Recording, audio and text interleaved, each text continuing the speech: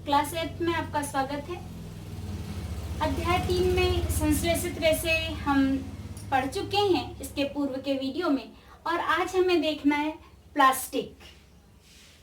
तो ये प्लास्टिक क्या और कैसे बनता है, सबसे पहले तो हम इसको जानें कि जैसे हमने संश्लेषित रेशों के बारे में कहा था, फॉर एक एग्जाम्पल लिया था हमने कि एक एक छोटा छोटा जो मोती होता है उसकी माला जैसे बनाई जाती है, और एक माला जो बनती है ये एक प्रकार का बहुलक हो गया, और ये बहुलक जो है भैया पॉलीमर, इससे मिलकर एक संश्लेषित रेशा बनता है। ठीक उसी प्रकार प्लास्टिक जो है, प्लास्टिक भी पॉलीमर है, बहुलक है, इसकी एक छोटी छोटी इकाइयां जुड़कर जो है एक लंबी श्रृंखला निर्मित करती है और प्लास्टिक बनता है। प्लास्टिक की श्रृंखला लेकिन केवल एक ही प्रकार से नहीं होती, जैसे हमने एग्जाम्पल में आपको बताया था। यहाँ पर इसके और भी प्रकार होते हैं, और इस प्रकार से जो है ये क्रॉस भी हो सकती है, क्रॉसबद्ध हो सकती है कि ये इस प्रकार एक क्रॉस में बंधे हुए हैं और ये लंबी श्रृंखलाएं बनती है। एक एक इकाइयां जो है, एकल इकाइयां क्रॉसबद्ध होकर और ये प्लास्टिक का निर्माण करती है, पॉलीमर का बहुलक का निर्माण करती है। यही बहुलक मिलकर जो है प्लास्टिक को बनाते हैं। तो इस प्रकार से ये निर्मित होता है प्लास्टिक, जो कि बहुत अधिक उपयोग में आता है। तो इसके कुछ अलग अलग रसायनों को मिलाकर अलग अलग प्रकार के प्लास्टिक बनाए जाते हैं। यहाँ पर हम ये दो प्रकार के प्लास्टिक देख रहे हैं, थर्मोप्लास्टिक और थर्मोसेटिंग प्लास्टिक। अब थर्मोप्लास्टिक क्या है और थर्मोसेटिंग प्लास्टिक क्या है, तो इनकी परिभाषाएं देख लें हम कि थर्मोप्लास्टिक की परिभाषा जो है यहाँ पे ये दी गई है।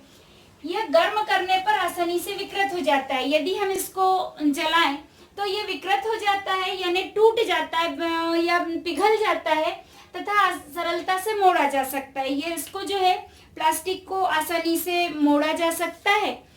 जबकि थर्मोसेटिंग प्लास्टिक जो है इसे ऊष्मा देकर नर्म नहीं किया जा सकता। यदि हम इसे गर्म भी करें तो इसे नर्म नहीं किया जा सकता। इनके जब एग्जांपल्स हम देखेंगे तो उससे भी आप समझ जाएंगे। फॉर एग्जांपल थर्मोप्लास्टिक का एग्जांपल जो है पॉलीथीन और पीवीसी, ये प्रकार है पॉलीथीन और पीवीसी। पॉलीथीन जो है जो कि पॉलीधन इथीन, पॉली यानी बहुत सारी इकाइयां, और इथीन, एथीन जो है ये एक रसायन है, इससे मिलकर पॉलीथीन बनता है। तो एथीन की बहुत सारी इकाइयां जब आपस में जुड़ती है तो पॉलीथीन का निर्माण करती है। इसी प्रकार जो है पीवीसी, पीवीसी जो है ये पॉलीविनाइल क्लोराइड जो है, ये पीवीसी पॉलीविनाइल क्लोराइड कहलाता है। ये दूसरे प्रकार का प्लास्टिक है, इसी के थर्मोप्लास्टिक के ही अंतर्गत। और ये पॉलीथीन और पीवीसी जो है यानी थर्मोप्लास्टिक का जो खिलौने, पात्र, कंगियां, पॉलीथीन्स आदि बनाने में किया जाता है। इस प्रकार से आप देख सकते हैं कि पॉलीथीन का उपयोग जो है, थर्मोप्लास्टिक का उपयोग इस प्रकार से खिलौने आदि बनाने में, कुछ पात्र जैसे फ्रिज में हम जो पात्र रखते हैं इस प्रकार से डिफरेंट शेप के, क्योंकि इनको आसानी से मोड़ा जा सकता है, विभिन्न आकारों में ढाला जा सकता है, तो अलग अलग आकार के ये पात्र हम बना सकते हैं। थर्मोप्लास्टिक और ये प्लास्टिक जो है इसका उपयोग किचन से लेकर अन्य कई फील्ड में सभी में होता है। जैसे यहाँ हम किचन में भी देख सकते हैं कि यहाँ वेजिटेबल कटर से लेकर अन्य कई वस्तुएं जो हैं जो कि हमारे पास प्लास्टिक में आती हैं, कंगियां आदि। पात्र जो है विभिन्न आकार के पात्र, तरह तरह के पात्र और कलर्ड पात्र भी जो है, क्योंकि ये बहुत सारे रंगों में बनाया जा सकता है, तो कलर्ड पात्र इससे बनते हैं। अब हम आते हैं दूसरे प्रकार के प्लास्टिक के बारे में, तो थर्मोसेटिंग प्लास्टिक।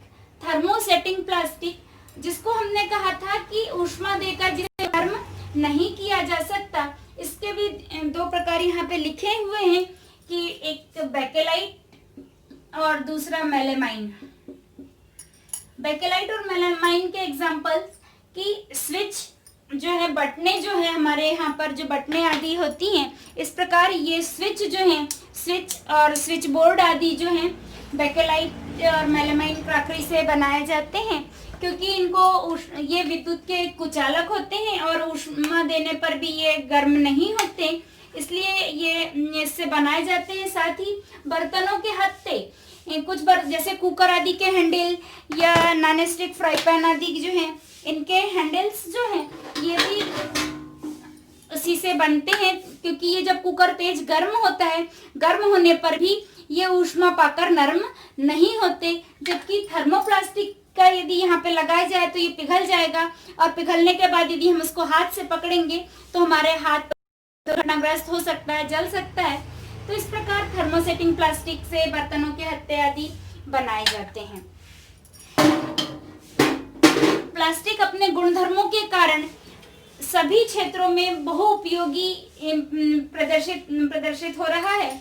जैसे प्लास्टिक के कुछ गुणधर्म ये कि यह अनअभिक्रियाशील, यह अभिक्रिया नहीं करता। कुछ धातुएं जो कि नम वायु से क्रिया कर लेती है, या कुछ अम्लों से क्रिया करती हैं, या कुछ पानी से रिएक्शन करती है, लेकिन प्लास्टिक जो है ये अनअभिक्रियाशील है। इस पर न पानी का इफेक्ट होता है, न ही अम्ल आदि का। इस प्रकार से जो है प्लास्टिक अनअभिक्रियाशील होने के कारण भी बहुत अधिक उपयोगी है।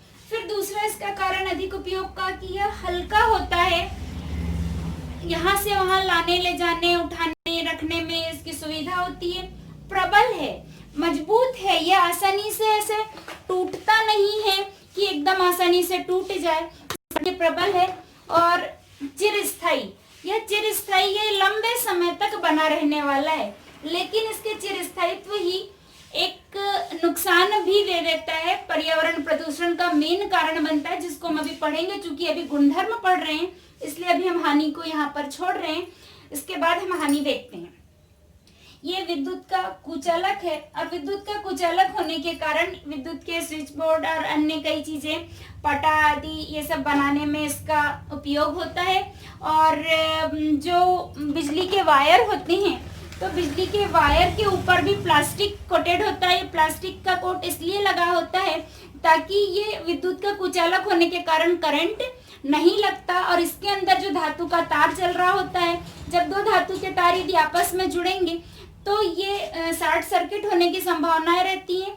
इसलिए इन तारों को पृथक पृथक कर दिया जाता है विद्युत रोधी आवरण चढ़ाकर। ये विद्युत रोधी आवरण प्लास्टिक का चढ़ाया जाता है इसके ऊपर।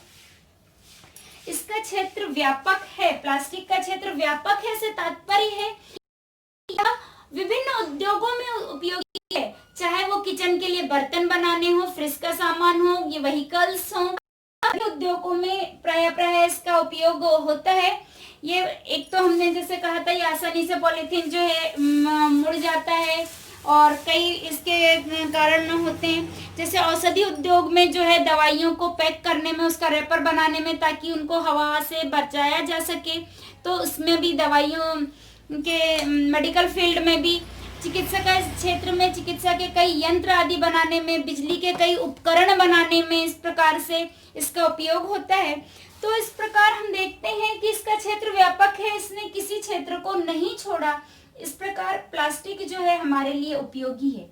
लेकिन अब हम आगे आते हैं जहां हम इसकी कुछ हानियां बोल रहे थे कि ये चिरस्थायी तो है, पर यही सबसे बड़ा नुकसान है कि ये जो प्लास्टिक पॉलीथीन आदि पन्नियां या प्लास्टिक का यूज एंड थ्रो की आजकल जो पद्धति चल पड़ी है, और उसके कारण बहुत अधिक मात्रा में प्लास्टिक जो है हमारे घरों से कचरे के रूप में निकलता है, जो सड़कों पर यहाँ वहाँ बिखरा रहता है।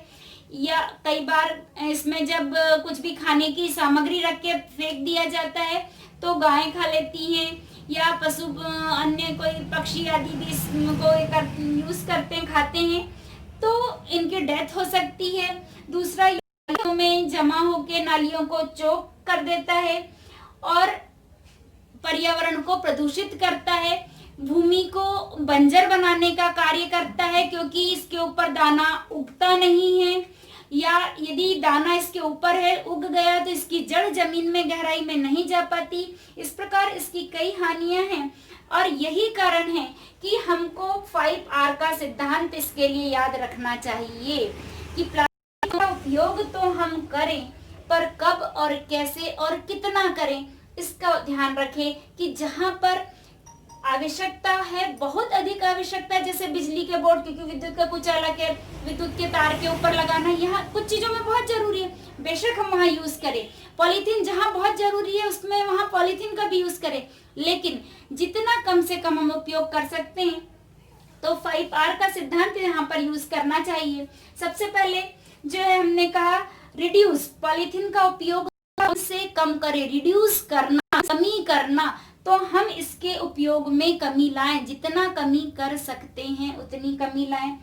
नेक्स्ट सेकंड नंबर का आर हमसे कह रहा है रीयूज, रीयूज इसका पुनः उपयोग करें। जिस प्रकार हमें कपड़े की थैली को धोकर और पुनः मार्केट ले जाने के लिए यूज करते हैं, ठीक उसी प्रकार पॉलीथीन की थैली को भी हम एक बार यूज करके अधिकांशतः फेंक देते हैं, लेकिन उसका पुनः उपयोग करें, रीयूज करें, हम उसको धोकर और पुनः उपयोग कर सकते हैं। तो रीयूज अर्थात उसका पुनः बार बार हम उपयोग करें, तो हमें बार बार हर बार अलग पॉलीथीन की उपयोग जरूरत नहीं पड़ेगी। तो इस प्रकार प्लास्टिक के सामानों का भी हम रीयूज करें। Number third R recycle, recycle मतलब पुनः चक्रण करना।